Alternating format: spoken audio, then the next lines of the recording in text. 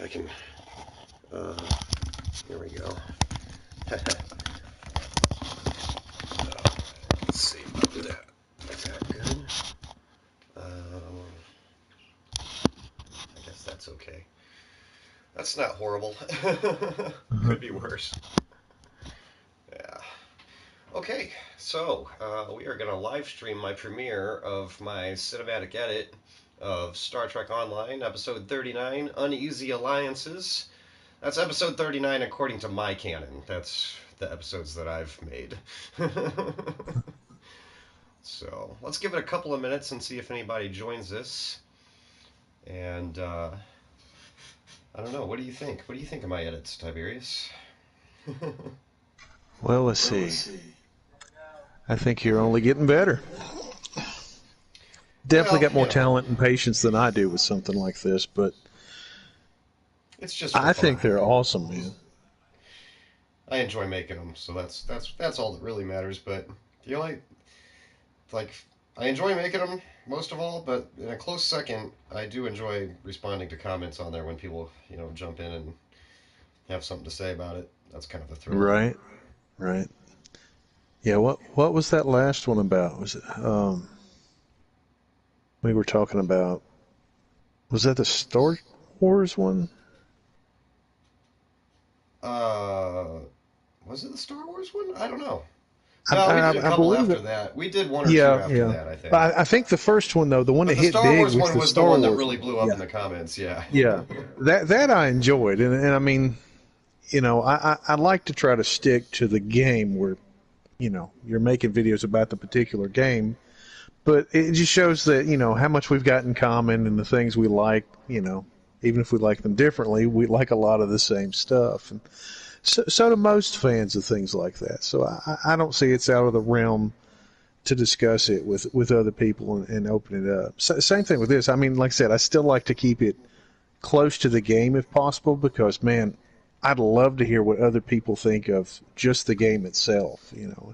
Are they having the same problems we are? Are they looking to play with other people, get a different experience or something? Right.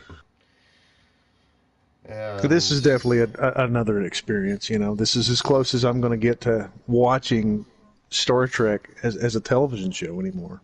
Well, it's funny you say that because the biggest compliment anyone has ever given me about these is that in their minds, my episodes are like the canon version of Star Trek Online story. That makes me feel really good because I never thought they would, be that good when I started out making these. Right. But, they're fun. They are what they are. We'll give it a couple more minutes here. Maybe 2 more minutes, 3 more minutes. See if anybody jumps on. Hey, there's somebody jumped on. Oh, that might be you, actually. Is it? I was still waiting for it to queue up. It hasn't queued up in my box to show the video running. So. Oh, you're not watching yet? No, it didn't pop up, so I backed out. Hold on, let me. You should be able to find it. Hey, there it is. Okay. Hold on. All right, I'm gonna turn my speaker off, my speaker bar off there. That way, hopefully, I'm not talking over myself 3 or 4 times. I only heard a slight echo, but I think we're good. Okay. Awesome. Well, what do you think? Should we go ahead and start it? It doesn't seem like anybody's jumping in. I didn't really expect anybody to this late at night, but sure, let's go for it. It still says 0 people are watching. Are you sure you're in? Yeah. Oh, there. Now it says 1. All right. Well, let's go ahead and start it and see what we think here. This is this is what I'm gonna have for part 1. We got an 18-minute segment to watch here. So, do me a favor, and I'm about to go to full screen. Let's make sure it actually works on full screen. I may have to play it on this smaller screen. Because whenever I go to full screen in Share Factory, it always says gameplay recording blocked because you entered a blocked screen. And since I'm live streaming right now, I'm not sure how that works. So let's see. It looks good. It didn't give me any warning message that it blocked the live stream. So, all right. You ready? Let's do it. All right.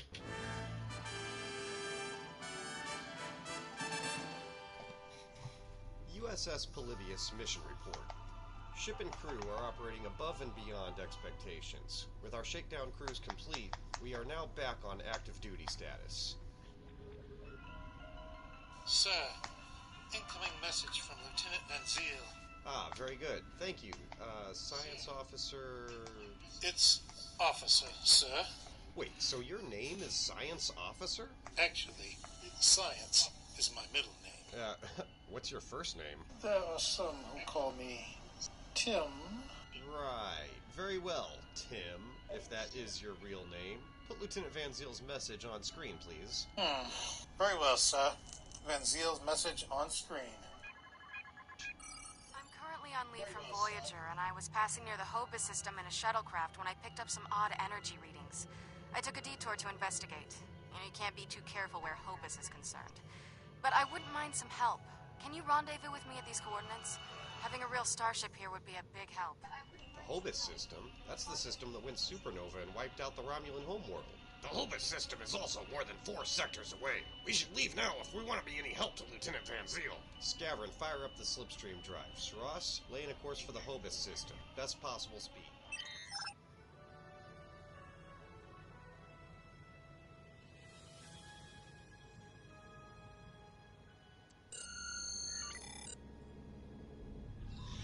Is the sound okay coming through on your end?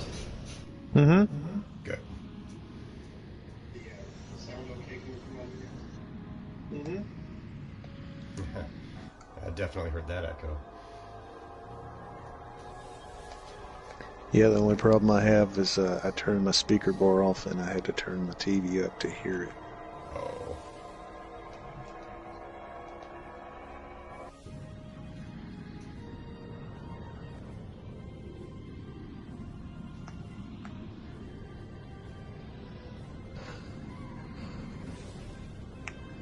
I didn't speed this part up like I was talking to you about earlier. I might still do that in the supercut version.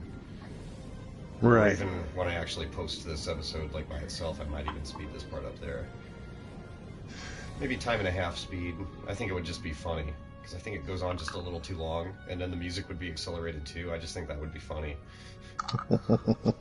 Don't you? I mean, it would be obvious what I'm trying to do there, just shorten it down a little bit. You know? Well, I think most people at this point get your sense of humor. I mean, most of these are fairly serious, but you throw in a little bit of humor every once in a while. And it's a fine line, you know, because my sense of humor is really weird, and I don't want to overdo it. Okay, here we go. System. Prepare to drop us out of warp.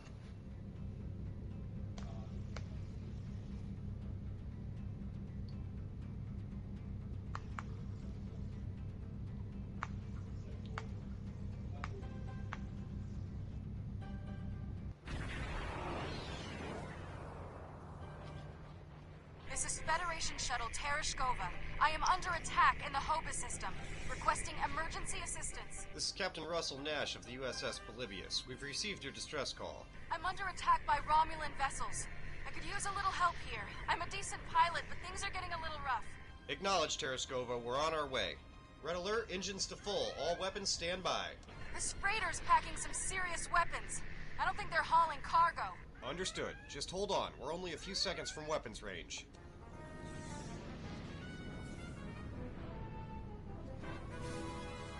Hangar decks, launch all fighter drones. Sir, there's another ship decloaking directly ahead. This is the Romulan Imperial Star Navy. You are in a restricted area. Leave immediately. All weapons, return fire. These aren't touchdowns. They're Imperial loyalists.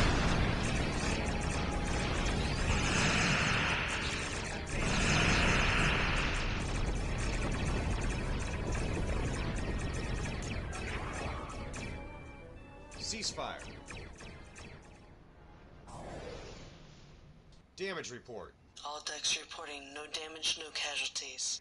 Romulan Imperial loyalists. I wonder what they'd be doing here. Status of the cargo ship. They're completely disabled. Even I couldn't fix her.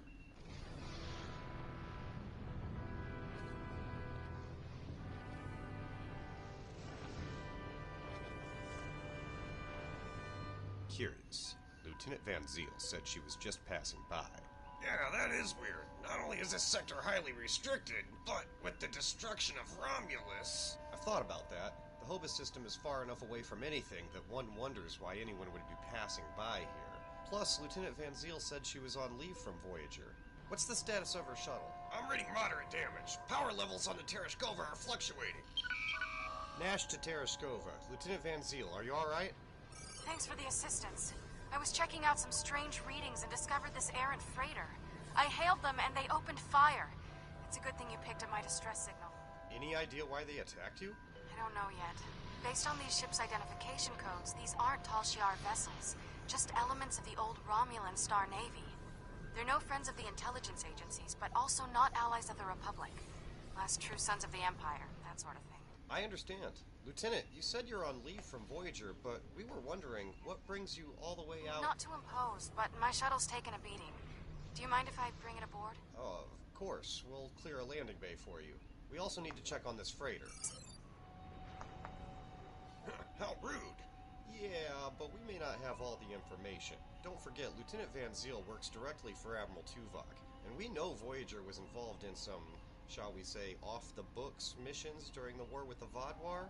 Some things are just above our pay grade. As soon as the Tereshkova has finished docking procedure, have Lieutenant Van Ziel report to the bridge. In the meantime, begin scans of that freighter. Scanning. Their primary engine assembly is damaged, reading multiple Romulan life signs. Sir, we are being hailed. On screen. This is Lieutenant Gaius Salon. This vessel has been disabled. Your interference is disruptive, but survivable. Lieutenant Salon? What are you doing on that freighter? This unit is executing its priority directives. All other directives have been suspended. And why did you attack us? This unit was defending this vessel against outside attack. Defense of associates is required by priority override. Gaius, why are you referring to yourself as this unit? Scans of the freighter show is remarkably well equipped, but there is no contraband or Borg technology outside of sealant's implants. Well, then I don't see anything that would explain his change in behavior. Captain, what if someone is controlling Gaius through his Borg implants? We know it's possible, and he's certainly not acting like normal. Yeah, it's almost like he's part of the collective again. He can't answer our questions because he isn't there. We need to find out who did this. There is still a facility on what remains of the Hobus moon, sir. I'm detecting power to its environmental systems. Curious, sir, and curious, sir. That's where our answers are, so we're gonna have to go down there. Lock a tractor beam on that freighter. Temet, Saras, and Scavrin, you're with me. We may need a little extra firepower down there, so have that new red shirt security officer meet us in the transporter room. And I assume Lieutenant Van Ziel will want to come with us too. Energize.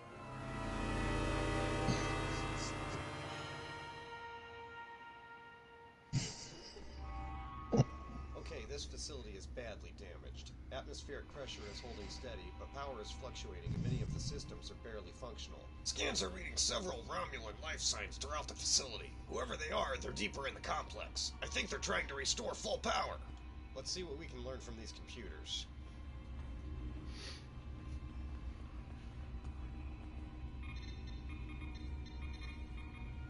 Environmental systems online. Computer core usage 12%. Alert. Alert. Alert. Oops, I think I triggered... No, wait. We're okay. But this console's locked out. We're gonna have to keep looking.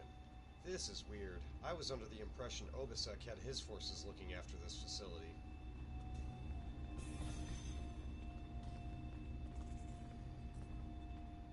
Guards ahead. Weapons ready.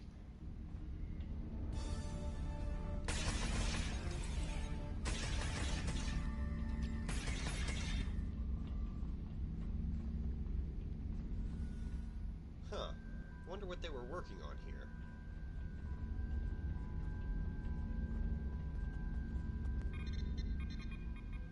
Power systems nominal. Geothermal taps functioning at 58%. Main archives locked. Gate status. Must be trying to gain access to the gateway data. Firing station? Something. It feels like anybody can just walk in here and take whatever they want. Guys, we got bodies. Lagging on my end a little bit. I think we just found out why Romulus was lost, in hopes of finding out what caused the supernova. These wounds are recent, too, consistent with Romulan military disruptors. I am surprised that statue survived all the battles that have happened here. Perhaps it's so unsettling that people are afraid to damage it. Huh. Yeah, maybe.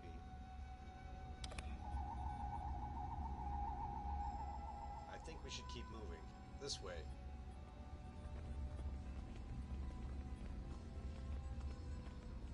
Well, for anybody that's never played this game, doesn't intend to play this game, Ninja does all the voices.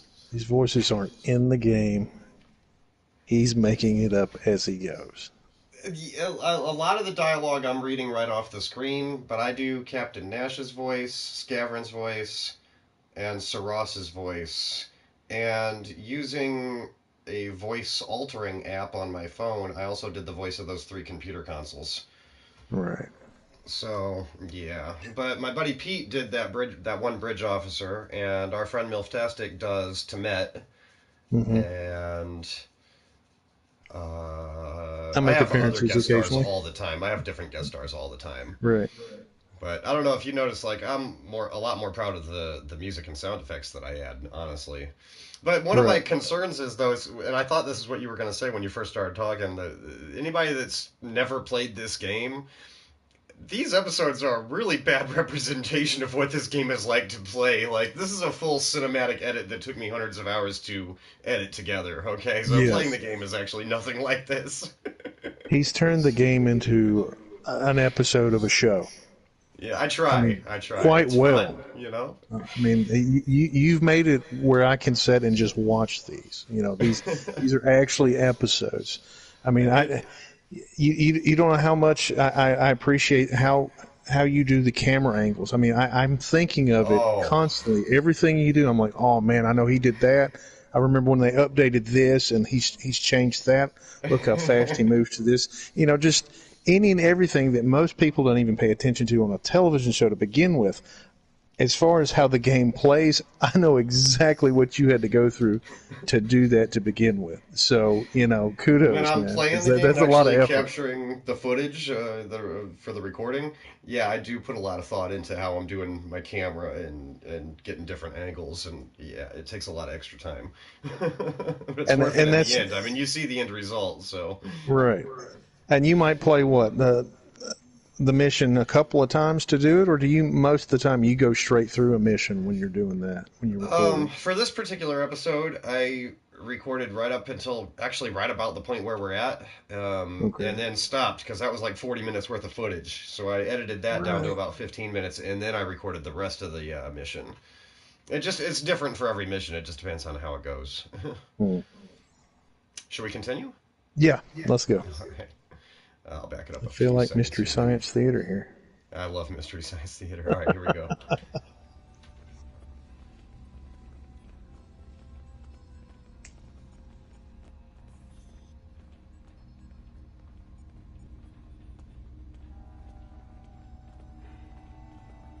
There's a door to the left.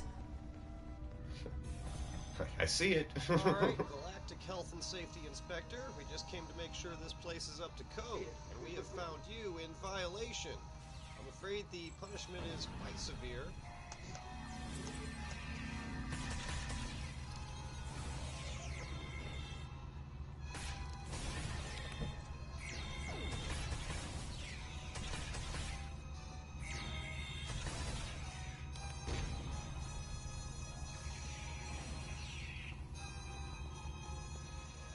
Good work, people.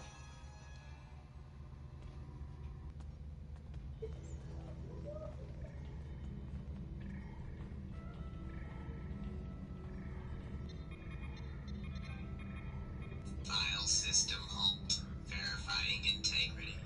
File corrupted. File corrupted. File corrupted. Restoring from backups. Please wait. We need to get to that lab. Whoever's behind this might be trying to restart the Iconian Gateway. This place has seen quite a lot of fighting. Taurus attempted to reactivate the gate. The Republic counterattacked. Whoever's assaulted it now, this base is essentially a war zone. We better get to the gate room and make sure it's still secure. This way, follow me.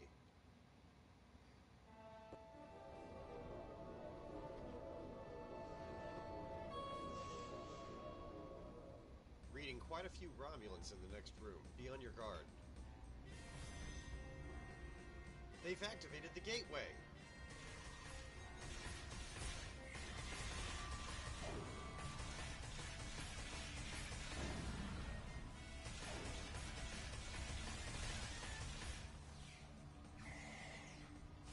Quick, through the side door and down to the gate.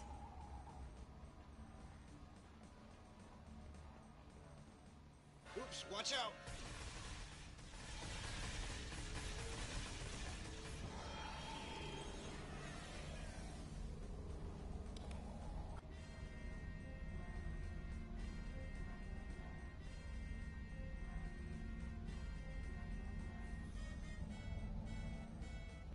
Captain, that is Sela by the gateway. Sela? What's she doing here?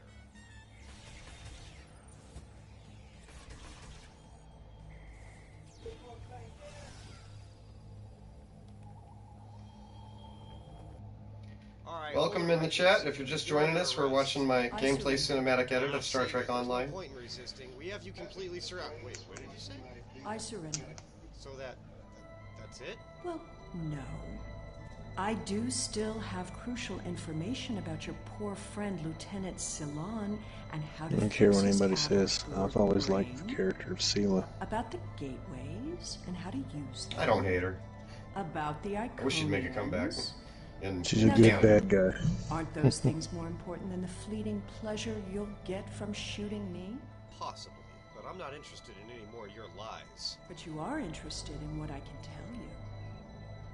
This gateway is damaged beyond repair, but I learned a thing or two when I was a guest of the Iconians.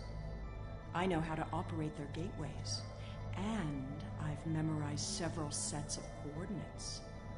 I know about places you haven't seen yet. In fact, the only reason I was here was to open a gate to a specific Iconian base. Fleeing one prison to go back to another, eh? Not exactly. Do you really think there are only 2 Dyson spheres? There are more, and I know the location of the one the Iconians are still using. Wouldn't you like to see that? Why should I believe any of this? You haven't shown us anything credible. Oblivious to Captain Nash. Go ahead. Lieutenant Officer here, sir. We're getting a message from Starfleet Command. Patch it through. I've received some distressing news, and I need to update your mission orders. Your communications officer tells me you're not aboard your ship. What's your status? Admiral Quinn, I'm afraid I'm a little busy at the moment, sir. No, please, go ahead. I can wait. Go ahead, Admiral. We've received word that Sela has escaped from Republic custody, and that she was last seen in the Devron sector. Be aware that she was apparently aided in her escape by Lieutenant Gaius Ceylon, a Republic intelligence officer. She's here, sir. We found her and Lieutenant Ceylon with a group of Romulan Imperial loyalists. She's surrendered. Republic intelligence thinks she has some kind of information about the Iconians that she hasn't shared yet. This is a little odd, but let's give her a little leash. Stay close and find out what you can. See if you can determine her plans. Be prepared to bring her in if she shows any signs of endangering anyone. Understood. I'll see what we can discover. Well, well, well. Keep your friends close and your enemies closer, isn't that the saying? I'll make you a deal. You want Gaius back, and you want to learn what I know? I'm willing to give you both. But first, we'll need to discuss the deal aboard my ship. Don't worry. I'm sure your crew will keep a transporter lock and whisk you away at the first sign of danger. Enjoy having the upper hand for as long as it lasts. Why not do this on my ship? You're not exactly in a position to disagree. It makes no difference to me. If you don't like my terms, I'll simply order Gaius to self-destruct the ship. He's very compliant, once you know which buttons to press. But if you want your Borg puppet back, you need to come and get him. Besides, what are you going to do? Put me in the brig? I've escaped too many prisons. You know you can't hold me for long. I suppose we don't have much choice. Whenever you're ready, we can beam up to Sela's ship. but I'll go with you and watch your 6.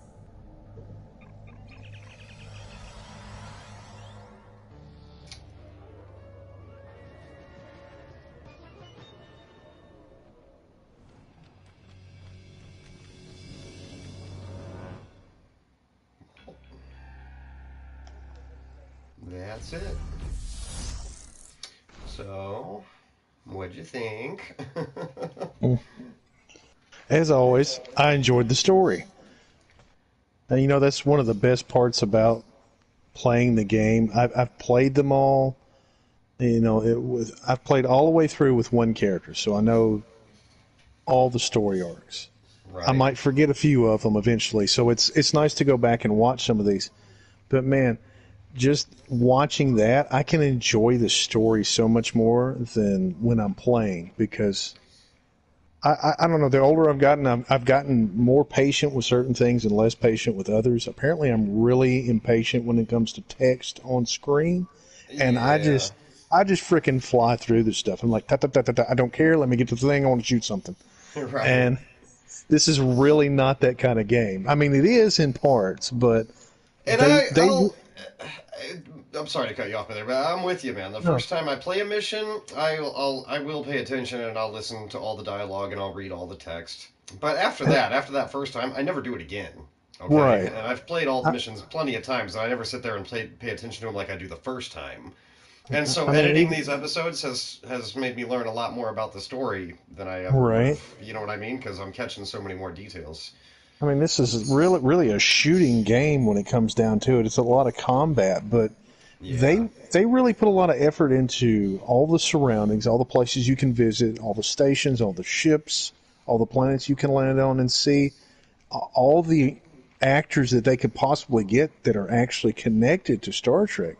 And you know, there's a lot in the game for these stories and all that they do. It's not just about blowing stuff up, you know, and it's easier to appreciate it watching what you've done, because I know the effort you put into this stuff. And I'll having show a you something having new a that I figured this out. Like you'll notice here, all the stuff is on the screen, the HUD, you know, all the buttons and everything. But there's a battle later on here. Let me skip up to it.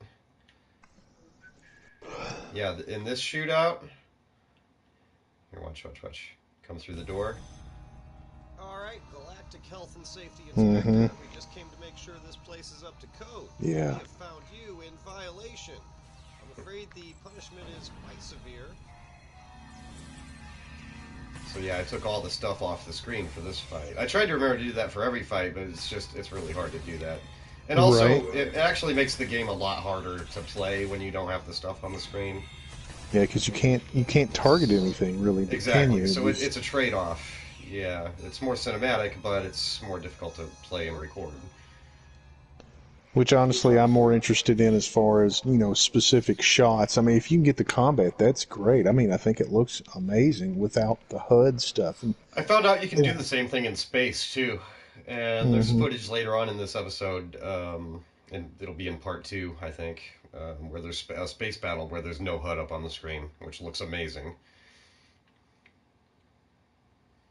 Yeah, I've been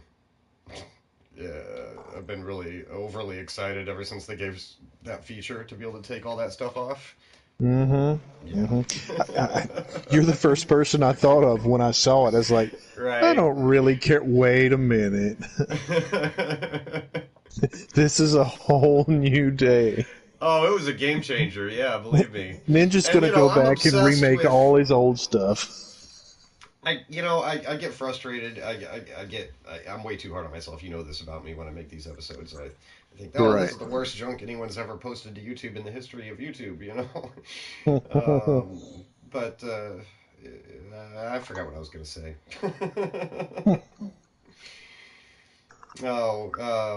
Yeah, you know, I'm obsessed with making each episode a little bit better than the previous one. You know, and so, you know, now that they gave me that ability to take all the stuff off the screen, it's like I have to use it because it's there, it's an option, you know. So, but it's one more thing I have to do when recording. It's, you know, I got to stop, take the stuff off the screen. Oh, stop again, change camera angles, change the Right. distance, take the stuff off the screen again. move on. Sometimes I'll take 10, 15 steps down the hallway, and every 10, 15 steps I'm stopping, changing the layout, getting different angles. Right.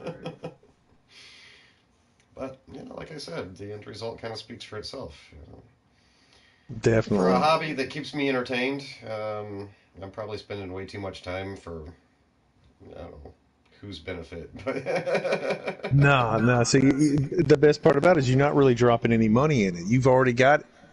invested in it. It's all heart and time right now. So, Yeah. and there's nothing wrong with that. I just, excuse me, it's such a niche audience. My target audience, I assume, is people who play Star Trek Online, and I Mm-hmm. assume the only people that play Star Trek Online are also Star Trek fans. So we're looking for fans that specifically play this one game that are going to be my audience, right? So Well, you can narrow it down to just Star Trek, but not yeah, but I mean, necessarily let's be just the fair. Like this game. game, looking the way it does, as old as it is, it's not. I don't want to say anything too bad about it, but I mean, for as much time as I put into making these episodes, they're never gonna be.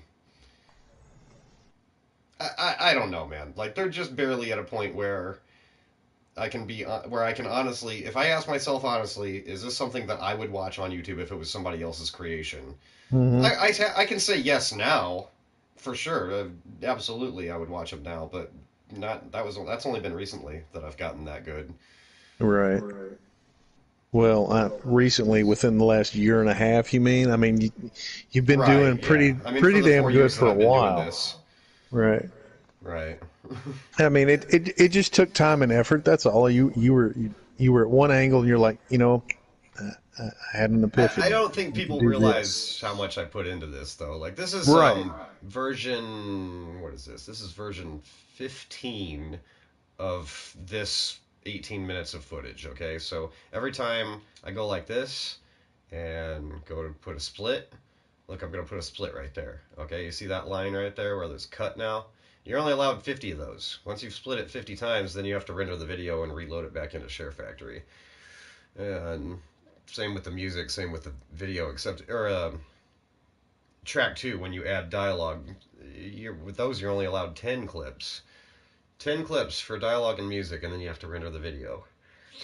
So, I add a lot. I don't know if you even realize, like, how Right. many So little not only subtle. are you doing multiple character voices, you've put in background music, and it's all different, and it's all bouncing around. It's subtle stuff that not everybody I know will notice, but I mean, Sound it's effects are things that very important, though. Look at little things like this. right. Watch this. Hold on. Watch this. Watch this.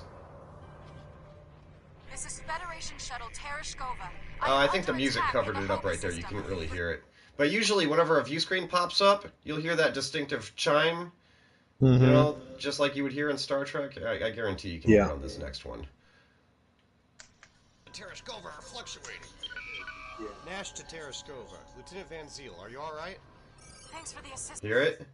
Mm-hmm. And then Yep. when I initially hailed her, I put in that hailing sound effect from Star Trek: The Next Generation. I don't know how many people would even notice that. It's like you may not notice it, but your brain did, and it wouldn't be a Yeah. good episode without that stuff added in. It makes all the difference.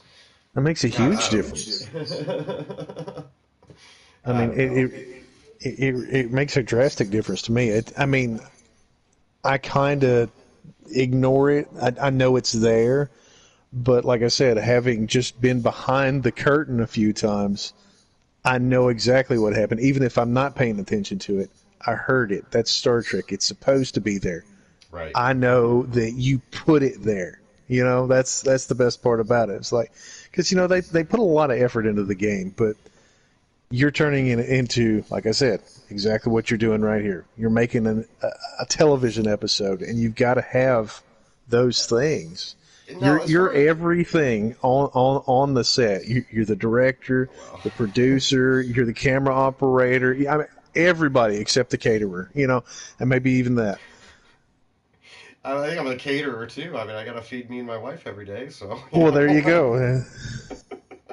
I mean, because if you But you don't, maybe you give can't me keep a going. little more credit than I deserve. I mean, Oh, no, no, no, no. I'm just No, a no silly, way. silly nerd that's making silly, silly videos on YouTube.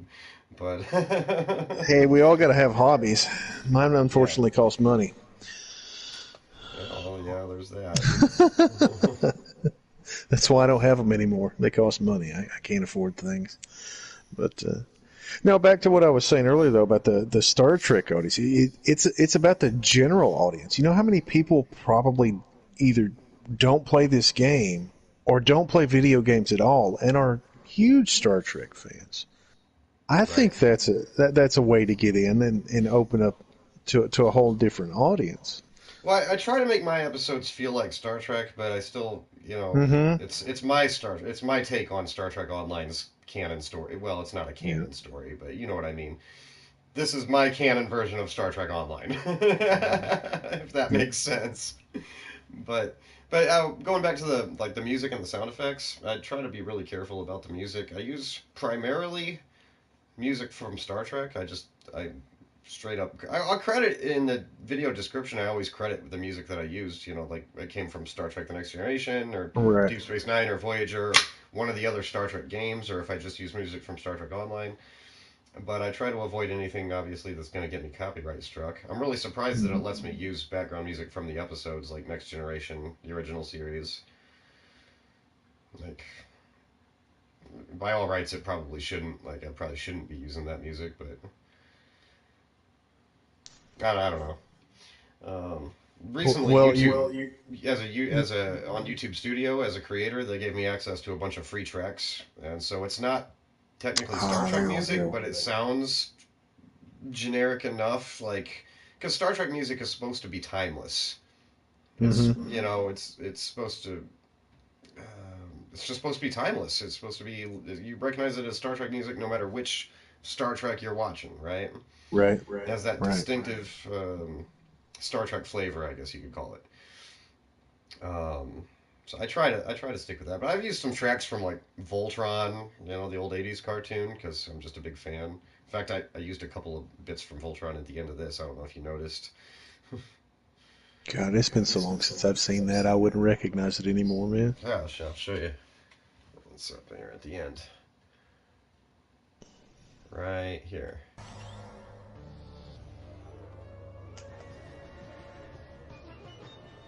Well, that was the bump they'd use whenever Voltron went to a commercial break. And then this right here, that little noise is the very last sound you'd hear on any episode of Voltron after the end credits rolled. That was the very last sound you would hear. Okay. Yeah. Hmm. So I got to remember to mark that down in the description when I finish the final edit and post it. I'm not going to put all that stuff in this live stream's description, but Right. I don't know. I probably should, but it takes a lot of time. I'll just do it when I post the video proper on the playlist, if that makes sense. Mm-hmm. But I don't know. Anything else we should talk about? We've been going about 40 minutes. 40 minutes for an 18-minute video. We've talked about it for a while, so I don't know. I Well, think I we did mean, good. all directors do behind the scenes, right? You Right? got to do Yeah, that's commentary. true. Maybe one day we'll get the technology set up so we can do this without having to worry about interfering with one another. Do you have any feedback from my friend Pete? How do you like his voice here? Some who call me Hold Tim. on. and the Monty Oh, was Python he? reference. He was Tim. We were trying to think because like he came up with the joke of his name being like when you put the cursor on him, he's just an NPC on my bridge. See how Right. it says science officer right there? So I was like, how about if that's his actual name?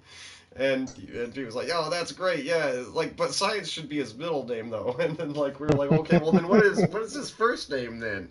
And so I had three options. I was like, it'd be funny if his first name was just something really common, like exceptionally common, like Joe. Mm. Joe Science Officer. I thought that would be funny. And then I had the Monty Python reference I came up with. There are some who call me Tim. And then I had one other one that I can't remember off the top of my head right now. But we went with Actually, I think it was I made the executive decision to go with the Monty Python reference just because I love Monty Python. See, like I said, if enough people watch your stuff like that, there will be people that watch your videos just to see what kind of references you throw in. You know? I mean, that would be great.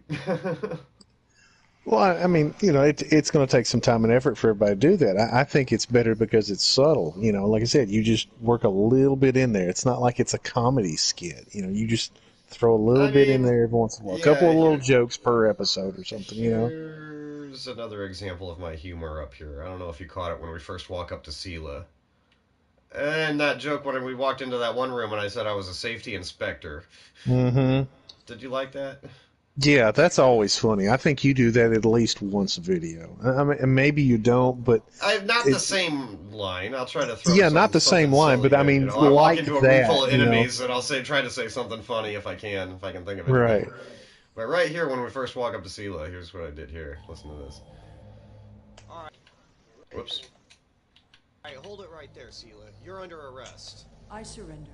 Ah, save it. There's no point in resisting. We have you completely surrounded. Wait, what did you say? I surrender.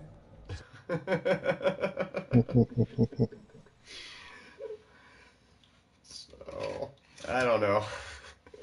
No point in, I thought about doing like I want to find an opportunity to work in the old get smart joke, where Smart walks in and he's like, all right, everyone surrender. And the bad guy will be like, why should we surrender to you, Mr. Smart? He's like, well, would you believe me if I told you that this building is now completely surrounded by every cop in the city? No, Mr. Smart, I don't think I would believe you. Would you believe half the cops? No, I don't think I would. Would you believe 2 Girl Scouts and a seeing eye dog? I want to work that joke into an episode somehow.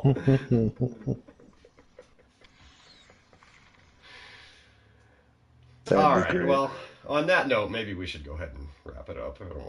I don't want to sit here and talk about nothing for too long. But Right. You got anything else you wanted to say, or? Nope. Can't wait till the whole thing. I can't wait either. I kind of enjoy watching them as much as anybody else, to be honest with you. Like, yeah, when you're up to your neck in the edit, you're hyper tunnel visioned on single elements of the thing, and it's hard to take the whole episode in all at once. You know what I mean? To see the big picture. Mm-hmm. It's weird. Like I created the whole thing, and yet you wouldn't think I would be able to stand to watch the completed version, but I actually can because I don't really get to see it all at once. Right. That's that's part of the fun of it, right? I mean, right. You made it for other people to watch, but did you really? I mean, initially, yeah. Initially, I made them for myself, So. I mean, if you're not involved in it, I'm trying not to let the fact that I have 500 subscribers, because I never thought that I would have any. 500, it's not a grand number, obviously. There's people out there with thousands of millions of subscribers, but I'm happy to have 500.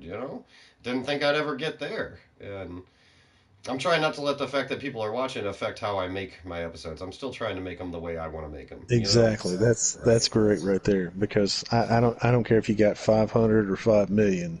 You got to make what you're passionate about, what you enjoy doing. Well, I assume the people that first started watching, they were watching what I wanted to. I was making what I wanted to make then. I assume that's why they were watching in the first place. So why should I change it? Exactly. Just keep trying to improve on the formula that I've come up with. If you can call it a formula. They have kind of settled into a nice kind of routine with my episodes, though. I start out with some banter on the bridge, and then we get the mission kicked off. Mm-hmm. Try to throw in some humor. Try to throw in a little bit of Scavron. Everybody loves Scavron. And he's the comedy relief. But I mean, if you think anything about Star Trek, especially the original series, there was always comedy in there. There was always little things. Well, sure. And it didn't dominate the episode ever, but it was always something there to make you go, that was kind of, that was funny. I mean, some episodes have more comedy than others, There's, mm-hmm. You got, Trouble with Tribbles, for example. And then you got The Clown from The Thaw. No, wait, that wasn't a comedy. That was horrific. Never mind, scratch that. I The don't only know. thing It we could have have been to fear is fear itself.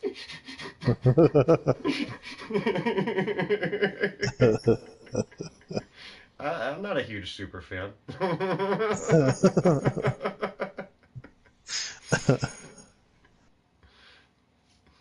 All right, guys. I think we'll call it a night. And remember, the only thing we have to fear is fear itself. Have a and good night, apparently everybody. Sela.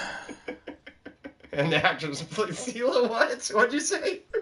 I said, and apparently Sela, because she's Oh, and been apparently staring at me Sela. for Yeah, 10 minutes. that's true. Yeah, Sela is kind of scary.